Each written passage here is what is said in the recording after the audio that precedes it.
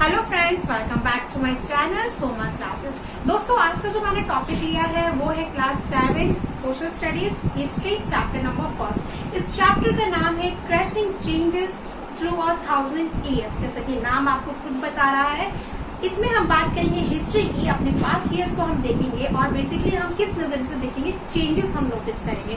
सबसे पहले हम सोर्सेस फाइंड आउट करेंगे कि जो एक हिस्टोरियन होता है, जो सर्च करता है, जो फाइंड आउट करता है कि पहले का कल्चर क्या था, उनके बारे में जो हिस्ट्री को स्टडी करता है, उन्हें कौन कौन सी ऐसे सोर्सेस है जो हेल्प करते हैं। और दूसरा हम देखेंगे जो चेंजेस जो हम पहले हुआ करते थे और अब वो नहीं है, वो जो चेंजेस जो हमारी हिस्ट्री में आया है, पहले का रहन सहन बात करें, कल्चर, रिचुअल्स, जाति, वन बाय वन हम वो सब कुछ देखेंगे। ठीक है, तो सबसे पहले जो सब टॉपिक है इस मेन हेडिंग के अंदर, मैं यहाँ पे लिख देती हूँ। हमारे चैप्टर का नाम क्या है?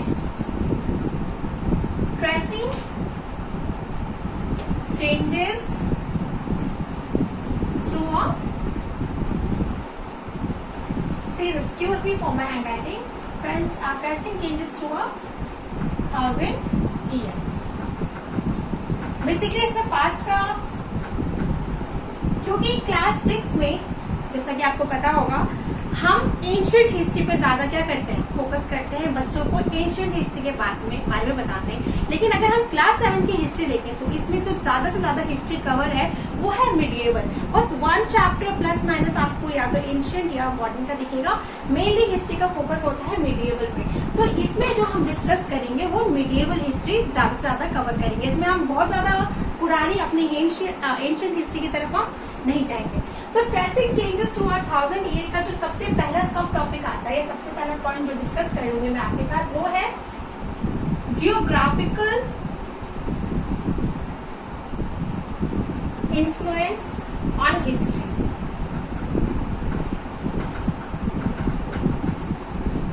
ठीक है, अब एक बात बताओ कि हमारे इंडिया को अगर हम देखें तो मिडिएवल पीरियड में बहुत सारे ऐसे फॉरेनर्स थे जो हमारे इंडिया की तरफ क्या हो रहे थे, इन्फ्लुएंस हो रहे थे, अट्रैक्ट हो रहे थे।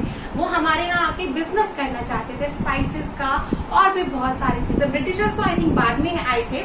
सबसे पहले जो फॉरेनर जो हमारे यहाँ पे आए थे वो क्या थे, पोर्टुगीज थे। इसके बारे में आप सबको पता ही होगा, ये एक अलग से टॉपिक है। ठीक है, तो 1 बाय 1 फॉरेनर्स जो हमारे इंडिया में आ रहे हैं वो इतना ज्यादा क्यों अट्रैक्ट हो रहे हैं इंडिया की तरफ। और भी तो बहुत सारी कंट्रीज है, मेनली आप वहां पे जाके बिजनेस क्यों नहीं करते हो? इसका रीजन है जियोग्राफिकल इन्फ्लुएंस किसी भी एरिया का। इस केस में हम अपने इंडिया की बात करते हैं कि इंडिया का जो जियोग्राफिकल कंडीशन है वो इतना फेवरेबल है, सुइटेबल है, प्लस यहाँ पे जो पॉपुलेशन है वो क्या है, हाईली डेंस है। तो यहाँ पे क्या होता है, बिजनेस का स्कोप होता है। उस स्कोप की वजह से अलग अलग फॉरेनर्स, अलग अलग पावर्स जो है वो हमारे देश में क्या होती है, अट्रैक्ट होती है। तो सबसे पहला रीजन, सबसे पहले कहते हैं ना, शुरुआत ही कहाँ से हुई? शुरुआत ही कहाँ से हुई? जियोग्राफिकल इन्फ्लुएंस है। ठीक है, इस टॉपिक के अंदर आप 2 चीजें शॉर्ट में मैं लिखवा रही हूँ, शॉर्ट में आप लिख लीजिए, बाकी आपको याद आ जाएगा। सबसे पहले क्या है, कौन सी जियोग्राफिकल कंडीशंस है?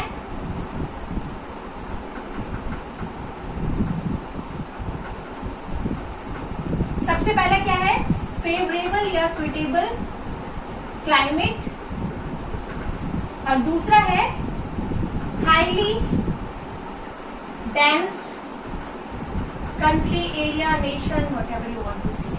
ये दोनों चीजों की वजह से क्या था, फॉरेनर्स जो है वो क्या हुए, अट्रैक्ट हुए। अब फॉरेनर यहाँ पे जो मैं बोल रही हूँ इसके बारे में मैं आगे इसी चैप्टर में बात करूंगी कि यहाँ पे जब मैं फॉरेनर बोल रही हूँ तो मेरा मतलब है दूसरे नेशन से, दूसरी कंट्री से। लेकिन मिडिएवल पीरियड की अगर हम बात करें तो यहाँ पे जो फॉरेनर वर्ड यूज किया जाता था वो दूसरे नेशन के लिए नहीं, बल्कि अलग स्टेट, अलग गांव से। जैसे कि मान लें कि ये मेरा एक गांव है, ठीक है, इस गांव में मैं हूँ और इस गांव के जितने भी लोग हैं, भले हम एक दूसरे को जानते हो या ना जानते हो, लेकिन हम क्या है, एक दूसरे के लिए उस गांव के पार्ट है। लेकिन इस गांव से जो बाहर का गांव, बाहर के गांव का अगर कोई मेरे गांव में आएगा तो मैं उसको एज अ फॉरेनर बोलूंगी। तो उनके लिए क्या वर्ड यूज होता था, फॉरेनर। दूसरे स्टेट से कोई आया है, दूसरे राज्य से कोई आया है, तो वो सब क्या थे, फॉरेनर थे। ठीक है, तो मिडिएवल पीरियड में फॉरेनर का मतलब ये होता था। नाउ सेकंड जो पॉइंट यहाँ पे सब टॉपिक है वो है मैप्स। यस, अब हम मैप्स के बारे में बात करते हैं, मैप्स एंड मिडिएवल। अच्छा देखो, मैप्स अगर मैं बोलूं कि मैप एक मॉडर्न कंसेप्ट है ठीक है, ये बात सही है। लेकिन अगर मैं यहाँ पे ये भी बोल सकती हूँ कि मैप जो है वो एंशिएंट हिस्ट्री से चलता आ रहा है। हाँ, वो धीरे धीरे क्या हो रहा है, इवॉल्व हो रहा है और बेटर हो रहा है टेक्नोलॉजी के साथ। एंशिएंट हिस्ट्री में ऐसा इतना ऑथोराइज या ऑफिशियल मैप नहीं था। लोग अपनी सहूलियत के लिए कई सारी बुक्स में हमें, जैसे कि मैंने बताया कि हिस्टोरियंस को कुछ चीजें, कुछ रिमेन्स मिलते हैं जिससे वो क्या लगाते हैं, एक आइडिया लगाते हैं कि पहले क्या होता था। मैप मिले हैं, बट वो मैप ऐसे किसी नेशन का, किसी स्टेट का नहीं होता था, बल्कि वो बस बहुत ही छोटे स्केल पे वो मैप होता था, आसपास के एरिया का मैप होता था। वो लोग सिर्फ अपनी सहूलियत के लिए, पर्सनली अपने यूज के लिए वो मैप बना के रखते थे। लेकिन धीरे धीरे चीजें बढ़ने लगी और मैप्स की जरूरत जो है वो रेज होने लगी। वो कहते हैं ना कि जब जरूरत पैदा होती है, क्या होता है, तभी उसका क्या होता है, इनोवेशन होता है। सबसे पहले क्या होती है, need is the mother of innovation. Okay, तो क्या हुआ कि मीडिएवल पीरियड में जब कोई राजा एक स्टेट से दूसरे स्टेट या अपने राज्य से दूसरे राज्य जब वो जाया करता था, तब उसको रास्ता न भटके, इसके लिए उसे क्या चाहिए होता था, एक मैप चाहिए होता था। तो वो छोटे स्केल पे अपनी सहूलियत के लिए मैप बनाने लगे। अब धीरे धीरे मैप जो है वो नेशन का बनने लगा, मैप जो है वो वर्ल्ड का बनने लगा। सबसे पहला जो ऑफिशियल मैप जो बना था वो 1154 में। अच्छा हाँ, अब ये मैप की शुरुआत हुई कहाँ से, तो अरब और यूरोपियंस, ये पहले, अरब एंड यूरोपियंस, ये पहले दो ऐसी कंट्रीज है जिन्होंने आगे बढ़ के क्या किया, मैप को डिस्कवर किया। अच्छा, स्टडी ऑफ मैप को क्या कहते हैं, कार्टोग्राफी। ठीक है, आपको पता ही होगा, study of map is known as cartography. तो कार्टोग्राफी की स्टार्टिंग ही किसने की थी, अरब और यूरोपियंस।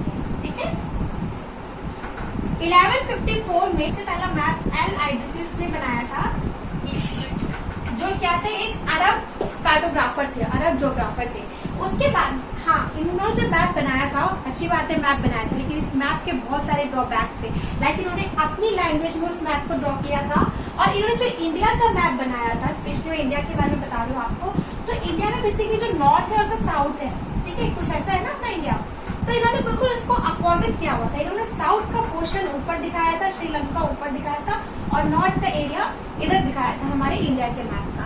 तो इसके काफी ड्रॉबैक्स रहे थे। उसके बाद इसके ठीक 600 साल के बाद 1720 में एक फ्रेंच कार्टोग्राफर थे, उन्होंने मैप को ड्रॉ किया, और क्योंकि टेक्नोलॉजी उस समय थोड़ी सी डिस्कवर हो चुकी थी, तो इन्होंने जो मैप्स को बनाए थे वो काफी हद तक क्या थे, लोग कनेक्ट कर पा रहे थे, लोग पहचान पा रहे थे, तो ये मैप क्या थे, थोड़े से बेटर थे। ठीक है, इन्होंने जो मैप बनाया इंडिया का, वो एज इट इज आज का जो मैप है उससे आप बहुत ज्यादा कनेक्ट कर सकते हो।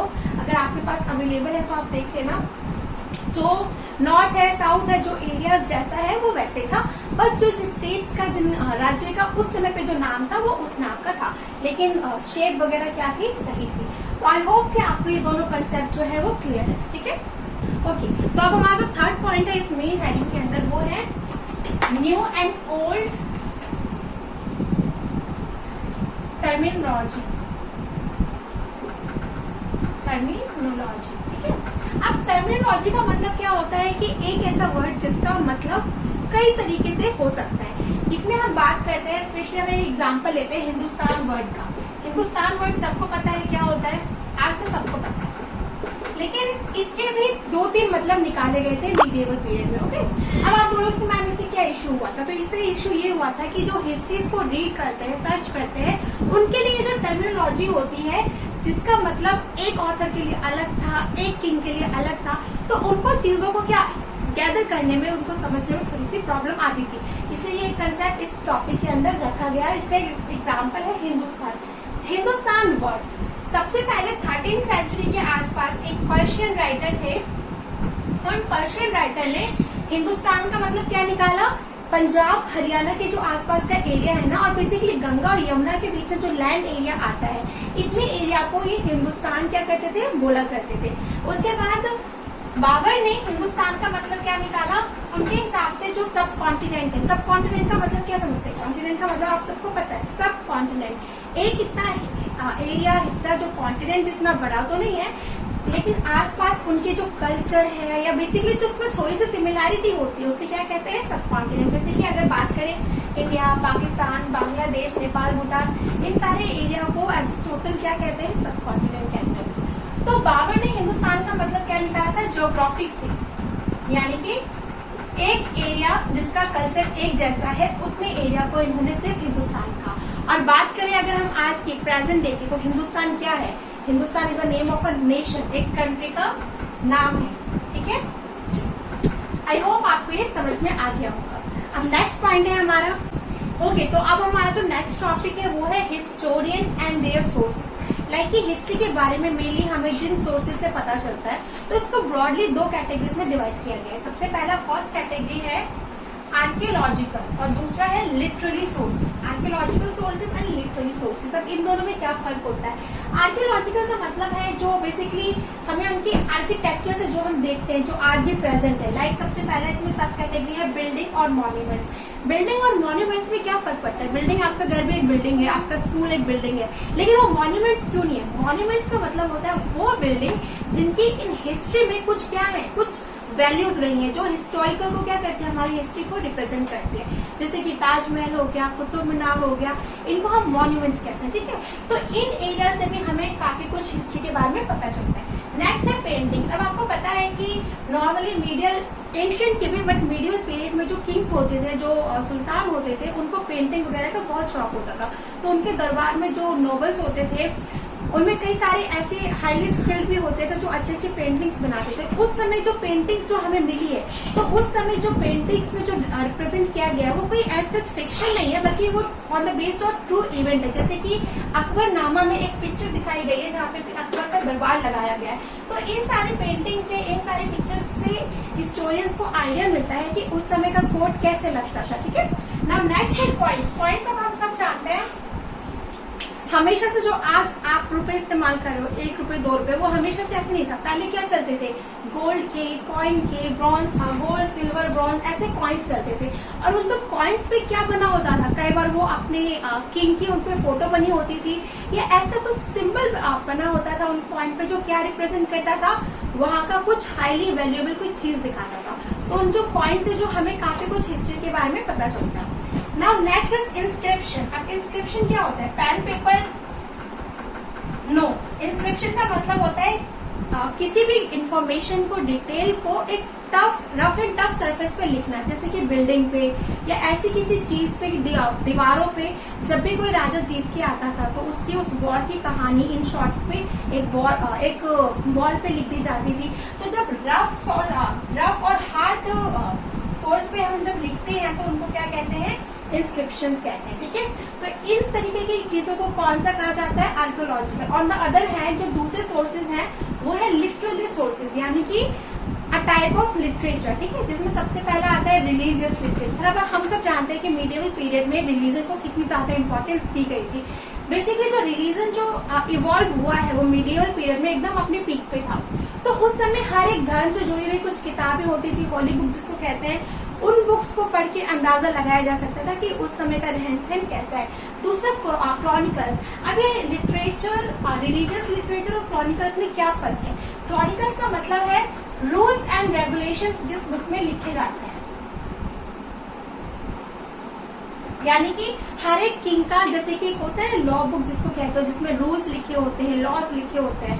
तो इस तरीके की बुक्स को क्या कहते हैं? क्रॉनिकल्स कहते हैं। ठीक है, नाउ नेक्स्ट इज बायोग्राफीज। अब आपको पता है कि बड़े बड़े जो पर्सनालिटीज थी उनकी बायोग्राफी लिखी गई, तो उनकी बायोग्राफी को पढ़ के भी अंदाजा लगाया जा सकता है कि उस समय क्या क्या उनके एक्सपीरियंस थे, क्या क्या उनका रफ या टफ टाइम रहा है, वो कैसे रहते थे, उनका लाइफस्टाइल कैसा होता था। बायोग्राफी जैसे कि अकबरनामा किसने लिखी है? अबुल फजल ने लिखी है।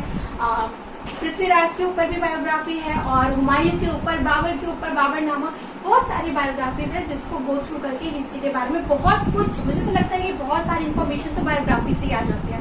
Now next is travelogue. अब ट्रैवलॉग क्या होते हैं? जो दूसरी कंट्रीज, अब ऐसा नहीं कि आपकी इंडिया में चल रहा है, ये जो है पैरेलली हर कंट्री में चल रहा है। तो क्या होता है कि एक जगह का राजा दूसरी जगह का रहन सहन देखने के लिए अपने कोर्ट में से किसी एक को सेंड करता है। बेसिकली जो यहाँ वहाँ ट्रैवल करके देखते हैं कि दूसरे का कल्चर क्या है, और ये क्या करते हैं, कहीं ना कहीं इन चीजों को लिखते हैं, डॉक्यूमेंट्स बनाते हैं। ठीक है, तो उनको गो थ्रू करके, उनको रेफर करके भी आइडिया लग सकता है। नाउ नेक्स्ट है डॉक्यूमेंट्स। बहुत सारे ऐसे डॉक्यूमेंट्स हिस्टोरियंस को मिलते हैं जिसको पढ़ के वो क्या करते हैं, हिस्ट्री के बारे में इंफॉर्मेशन निकालते हैं। तो ये दो ऐसे सोर्सेस है जिससे आपको किसके बारे में पता चलता है? हिस्ट्री के बारे में। I hope this is clear to everyone. तो इस चैप्टर में मेनली यही टॉपिक्स है जो काफी इंपॉर्टेंट है एग्जाम के पॉइंट ऑफ व्यू से। बाकी जो लिखे हुए हैं वो काफी इजी है, जो आप नॉर्मली गो थ्रू करोगे एनसीईआरटी की बुक को तो आपको समझ में आएगा। अब हम नेक्स्ट वीडियो में मिलेंगे नेक्स्ट चैप्टर के साथ। आई होप आपको सब क्लियर है और आपको मेरी ये वीडियो अच्छी लगी। अगर अच्छी लगी हो तो प्लीज आप इसे लाइक करें, शेयर करें और सब्सक्राइब करें। Thank you, have a good day.